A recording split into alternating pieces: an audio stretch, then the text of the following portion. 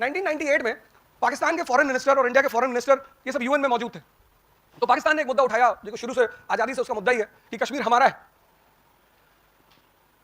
तो इंडिया के foreign minister ने कहा कि सर हम मानते हैं कि कश्मीर पाकिस्तान का है, और कश्मीर में बहुत पहले जब ऋषि कश्यप हुआ करते थे एंशिएंट पीरियड में, तो वो डल झील पे नहा रहे थे और ये पाकिस्तानी उनका कपड़ा उठा के भाग गए। इमरान खान साहब भी तारीफ कर रहे हैं,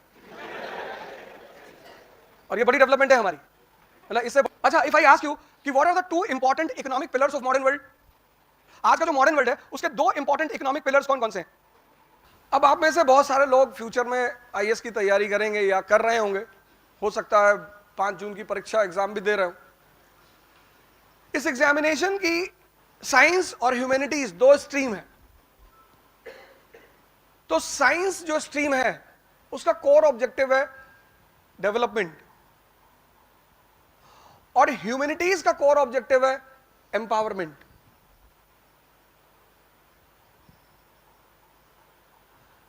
you got my point? Science का जो कोर ऑब्जेक्टिव है, साइंस का कोर ऑब्जेक्टिव है development, but development for what? Development for what? Development किसके लिए? Development for empowerment.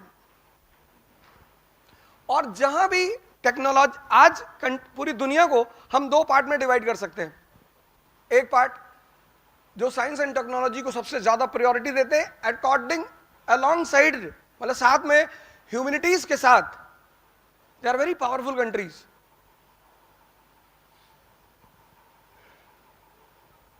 They are very powerful countries. अगर मैं अभी आपसे पूछूं कि भारत की जो प्रेजेंट सिचुएशन है कि हम इतने पिछड़े हैं दुनिया में, इतने ज्यादा भी नहीं है, अब तो इमरान खान साहब भी तारीफ कर रहे हैं, और ये बड़ी डेवलपमेंट है हमारी। मतलब इससे बड़ी अचीवमेंट तो हो ही नहीं सकती। पता नहीं प्रेम से कर रहे हैं या डर के कर रहे हैं, लेकिन तो रिसोर्सेस होने के बावजूद अगर आपसे यह सवाल किया जाए कि what is the main reason for backwardness of India, तो what will be your answer? If you want to answer, just raise your hand, I will connect with you. What will be your answer? Only one reason.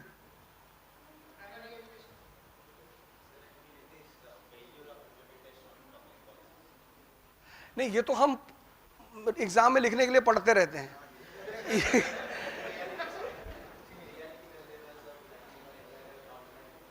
ना exactly, it's a problem. अच्छा, शायद मेरा question पकड़ नहीं पाए। मैं ये कह रहा हूं कि जैसे जर्मनी है, Germany is a country which fought 2 world wars.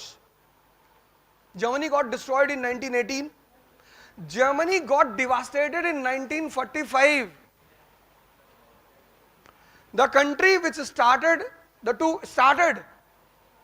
1914, Germany starts First World War. Germany attacks Belgium and the World War starts. 1939, Germany attacks Poland. Second World War starts. In the First World War, Germany was destroyed. In the Second World War, Germany was devastated. But today, Germany is a power in Europe. Power. The country which got devastated in the Second World War, the country which was destroyed in the First World War is a power. तो कोई तो core reason होगा ना, core. Any core reason. बाकी तो ठीक है, failure of education policy, failure of implementation policy, कोई core reason होगा। करप्शन ज्यादा है। अच्छा, if I ask you कि what are the 2 important economic pillars of modern world? आज का जो मॉडर्न वर्ल्ड है उसके 2 इंपॉर्टेंट इकोनॉमिक पिलर्स कौन कौन से हैं?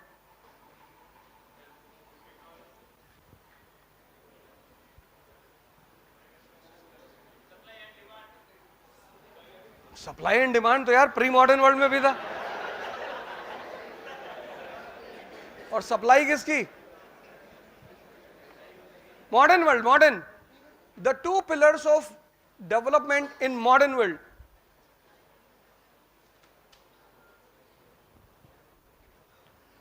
बस दो ही पिलर है जिन्होंने पूरे दुनिया का नक्शा बदल रखा है।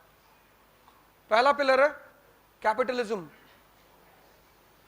मींस रोटेशन ऑफ वेल्थ, और दूसरा पिलर है इंडस्ट्रियल रेवोल्यूशन। बस दो पिलर, वन इज कैपिटलिज्म और सेकंड इज इंडस्ट्रियल रेवोल्यूशन। और तुम दुनिया को बहुत क्लियरली दो पार्ट में बांट सकते हो। The countries which have respected capitalism, industrial revolution, they are powerful and developed countries.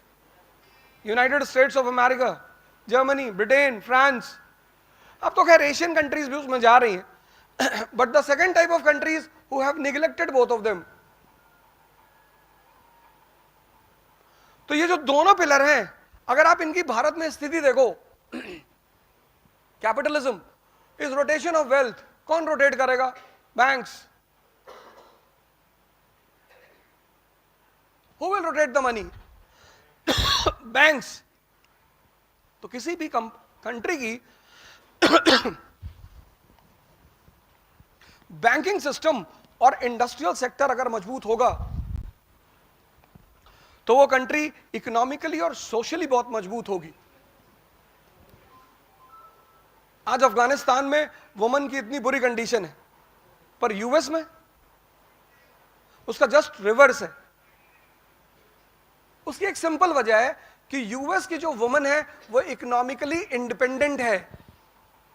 Economic strength provides you social strength.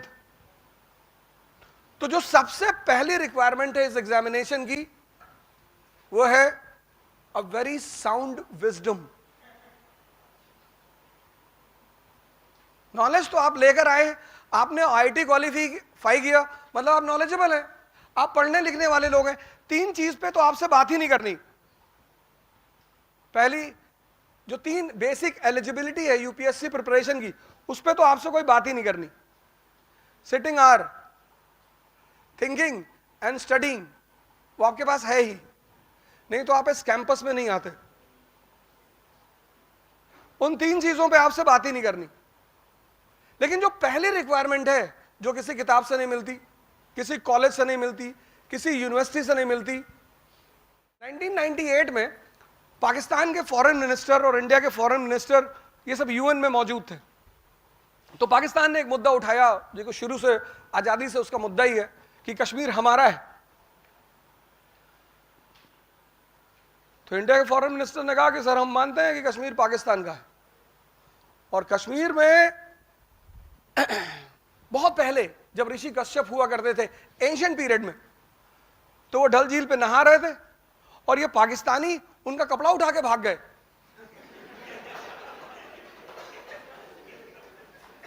आज से 2000 साल पहले। तो उन्होंने कहा सर हम बिल्कुल मानते हैं सर 2000 साल पहले ऋषि कश्यप जिनके नाम पे कश्मीर का नाम पड़ा, वो नहा रहे थे डल झील में, और ये पाकिस्तानी आए और ये उनका कपड़ा लेके भाग गए।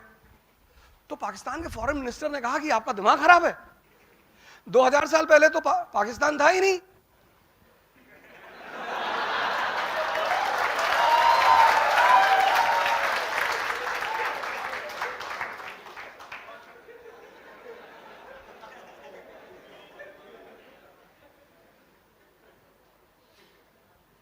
बोले 2000 साल पहले पाकिस्तान था ही नहीं। तो बोले चचा जब 2000 साल पहले पाकिस्तान था ही नहीं लेकिन हम थे, तो तुम किस बेसिस पे कश्मीर पे क्लेम करते हो? This is the requirement of bureaucracy, wisdom.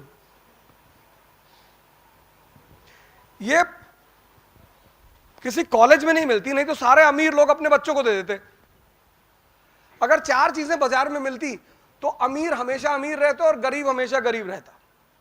उसमें से पहली चीज है विजडम।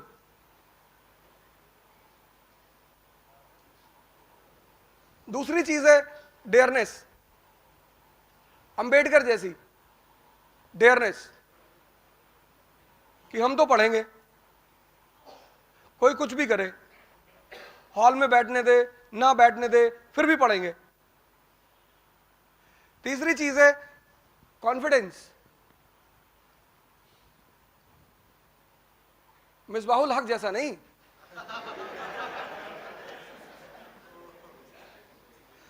धोनी जैसा।